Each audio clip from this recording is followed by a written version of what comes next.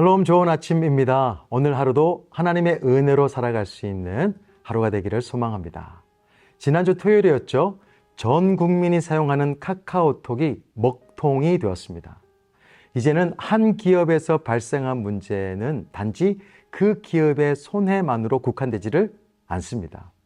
이번 먹통 사태는 국민들의 피해는 물론이고 안보까지도 위협을 받을 수 있다는 우려까지 나왔습니다. 이것은요, 전 국민 소통하는 플랫폼 업체이기 때문에 더 심각했던 것 같아요. 이번 사태를 통해서 저는 신앙생활도 마찬가지인 것 같다라는 생각이 들었어요. 우리는 하나님과 소통하고 세상을 하나님과 이어주는 역할을 해나가는 영적 플랫폼인 교회잖아요. 그리고 예배자들이에요. 그런데 우리가 예배자로 또 교회로서의 역할을 제대로 하지 못하고 하나님과의 소통이 먹통이 되고 세상과 단절되고 있지 않는가 한번 돌아봤으면 좋겠어요. 하나님과의 불통은 고통의 시작이에요. 오늘 본문도 보면 야곱의 자녀들이 하나님의 역사와 하나님의 살아계심을 알면서도 하나님 없이 살아가고 있는 모습이 역력히 보입니다. 하나님의 뜻을 우선하지도 않고 하나님하고 소통하지도 않고 자기 마음대로 선택하고 결정하고 있습니다. 성경은요, 이것을 악한 것이라고 말합니다. 악은 회개하고 끊어야죠. 그러나 악을 그대로 방치한 야곱과 그의 가정은 여러 아픔과 고통을 겪게 됩니다. 야곱의 아들들은 의가 상했어요. 그래서 서로 상처를 주는 엮이는 가족이 되었습니다. 심지어 요셉은 형들에 의해서 죽을 뻔도 했죠. 이집트로 노예로 끌려갔습니다. 또 자녀의 결혼 문제도 심각했어요. 아브라함과 이삭의 경우는 자신의 자녀들이 가나안 여자와 절대 결혼을 하지 말라고 했습니다. 왜냐하면 우상 숭배하는 문화를 가진 여자를 아내로 맞이하게 되면 그 가정이 그 외래 종교로 인하여서 불경건해지기 불보듯 뻔하기 때문이죠. 그런데 야곱의 넷째 아들 유다는 가나안 여자와 동침하게 되었습니다. 그와 동침해서 낳은 첫째 아들이죠. 엘은 다말과 결혼해서 자녀를 보지 못하고 일찍이 죽었어요. 죽음의 원인에 대해서 성경은 하나님께서 보시기에 악했기 때문이다 라고 합니다. 하나님 없이 살아간 유다 가정에 아주 극한 아픔이 발생한 거예요. 하나님께서 보시기에 좋지 않았던 거예요. 그리고 당시 문화에 따라서 둘째 아들이 그의 형수를 취했죠. 그런데 그 또한 하나님께서 보시기에 악해서 일찍 죽게 됩니다.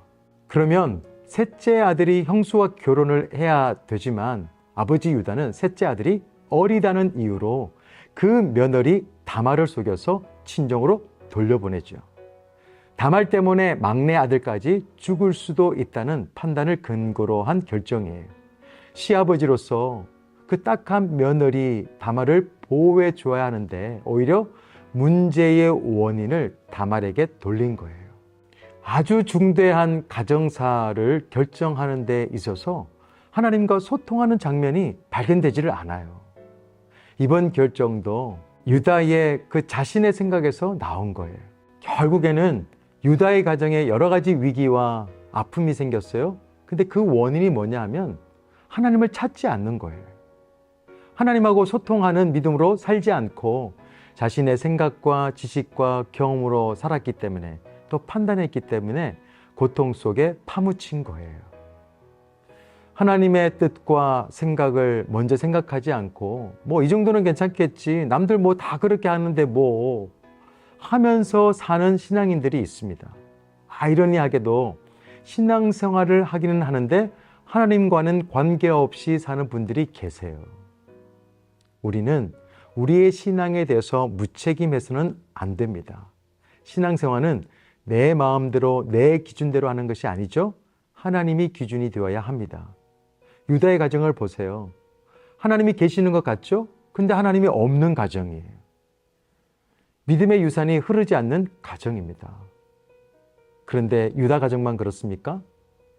우리도 하나님께서 만들어주신 최고의 아름다운 가정을 영적인 면에서 얼마나 많이 훼손하고 있지 않는가 한번 돌아봤으면 좋겠어요.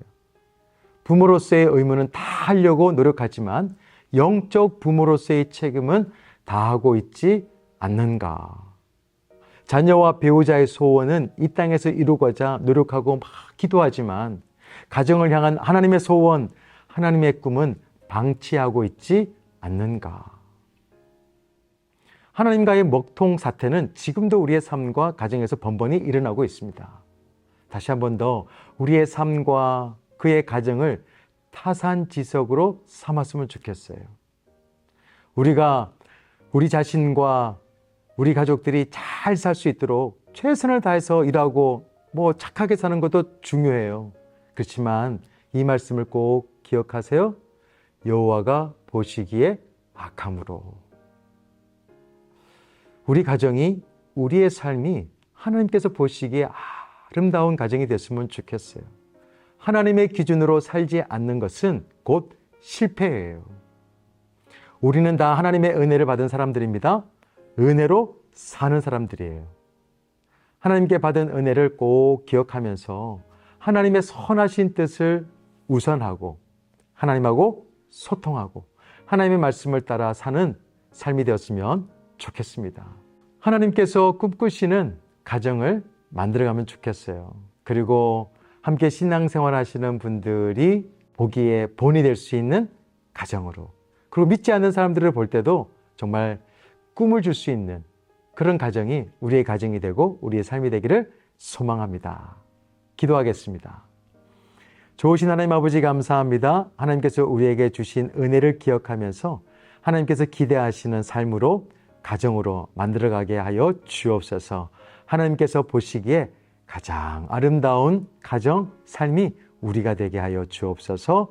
예수 그리스도의 이름으로 기도드립니다. 아멘. 주는 길이요 진리요 생명 되신 하나님 여호와 하나님이라. 나의 삶 모두 주관하시는 하나님 여호와 하나님이라.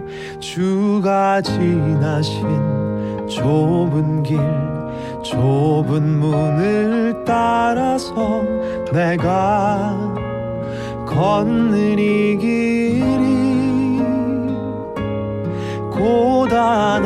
고단하여도 주님 인도하심으로 주만 의지함이라. 나의 하나님 나의 하나님 생명 되신 나의 하나님 나의 주님 아바